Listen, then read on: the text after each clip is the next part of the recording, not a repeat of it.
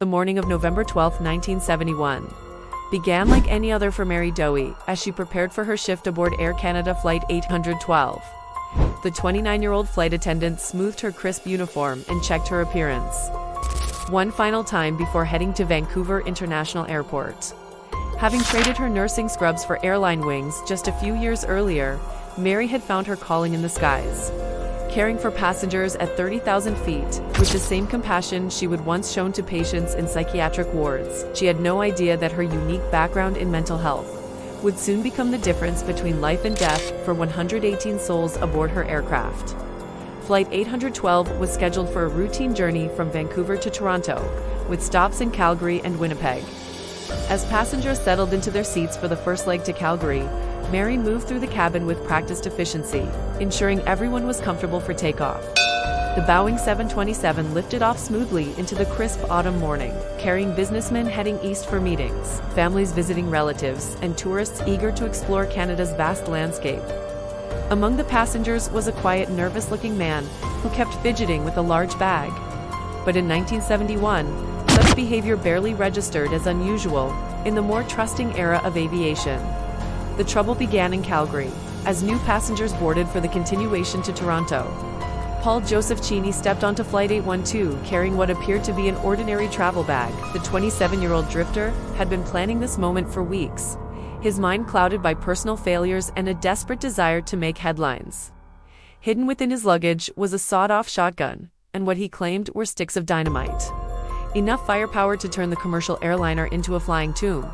As the plane taxied toward the runway, Cheney's hands trembled, not with fear, but with anticipation. 20 minutes after takeoff from Calgary, as Flight 812 cruised at altitude over the Saskatchewan prairies, Cheney made his move. He stood abruptly in the aisle, pulling the shotgun from his bag and shouting demands that sent shockwaves through the cabin. Passengers screamed and ducked for cover as he waved the weapon, his voice growing more agitated with each passing second. "I want this plane to go to Ireland," he bellowed, his eyes wild with desperation. In the chaos that followed, flight attendants rushed to assess the situation. But it was Mary Dohey who stepped forward, her psychiatric nursing training kicking in as she recognized the signs of someone in severe mental distress, while her colleagues ushered terrified passengers toward the rear of the aircraft. Mary approached Cheney with the same calm demeanor she would once used with agitated patients in hospital wards.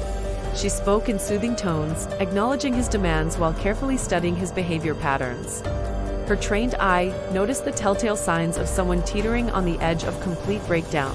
The rapid breathing, the darting eyes, the way his grip on the shotgun alternated between tight and loose. This was not a hardened criminal, she realized, but a deeply troubled man whose desperation had led him to an unthinkable act.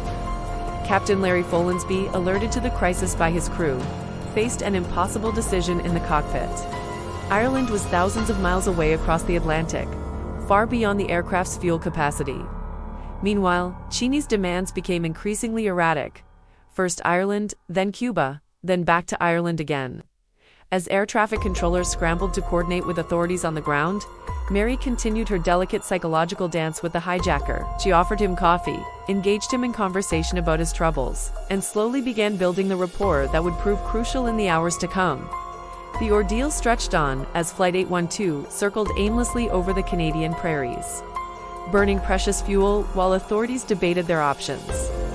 Cheney's mood swung wildly between moments of calm conversation with Mary and explosive outbursts that had passengers fearing for their lives. During one particularly tense exchange, when Cheney became agitated about the plane's failure to head toward Ireland, Mary's voice cut through his panic like a lifeline.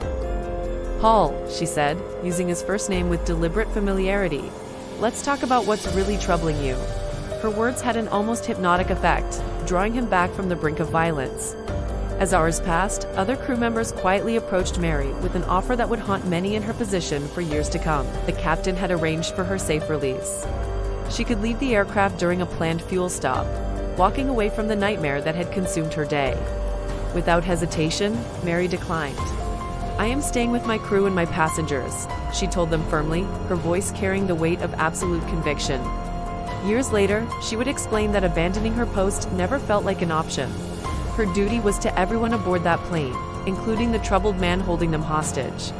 The psychological battle between Mary and Cheney intensified as evening approached. Drawing on her psychiatric training, she began to understand the depth of his desperation. A man whose life had spiraled out of control, who saw this desperate act as his only way to matter in a world that had seemingly forgotten him.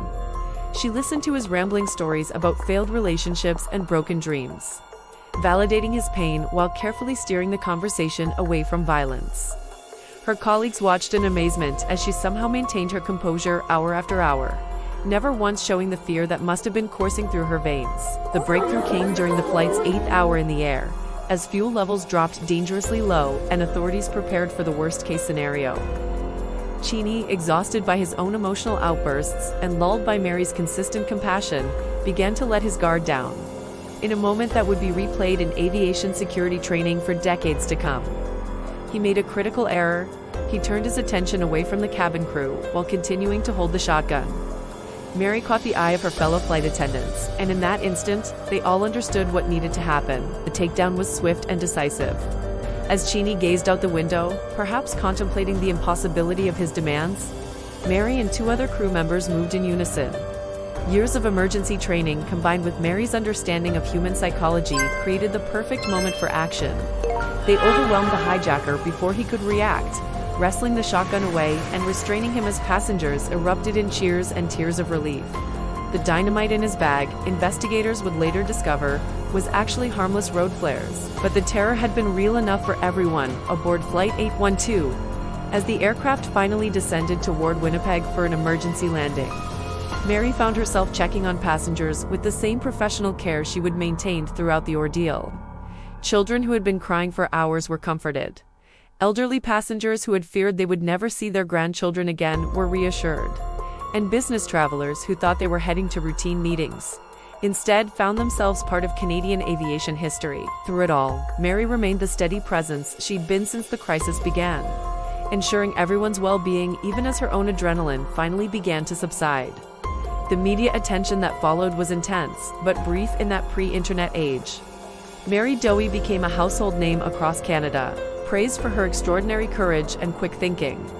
Aviation experts marveled at her use of psychological techniques to manage an unstable hijacker, while law enforcement agencies began incorporating her methods into their hostage negotiation training programs. But for Mary, the real victory was simpler.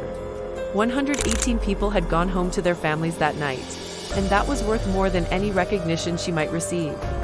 In the months that followed, Mary was awarded the Cross of Valor, Canada's highest civilian honor for bravery, making her the first living person to receive this prestigious recognition.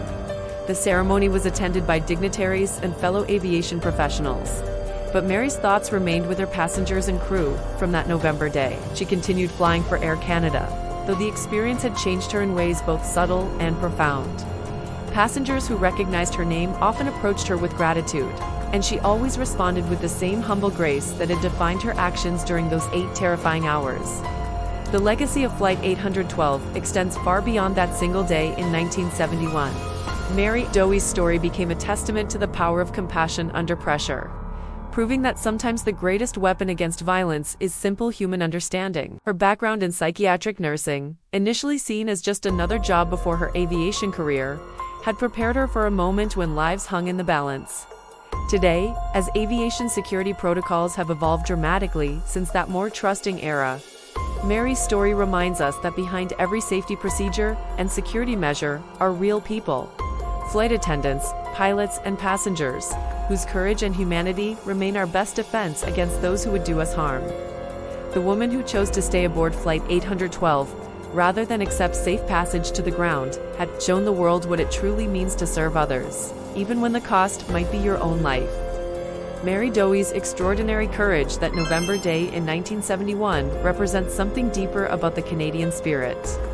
The quiet heroism of ordinary people who rise to extraordinary circumstances.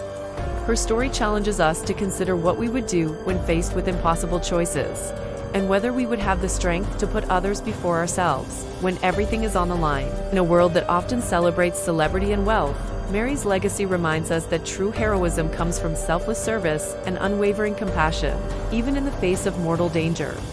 What do you think made Mary Dohey choose to stay when she could have walked away to safety? Have you ever encountered someone who showed this kind of selfless courage? Share your thoughts in the comments below, and if this incredible story of Canadian heroism moved you as much as it moved us, please hit that like button and subscribe to West is Best for more untold stories of remarkable people who shaped our nation's history. Ring that notification bell so you never miss our deep dives into the extraordinary lives of ordinary Canadians who did extraordinary things.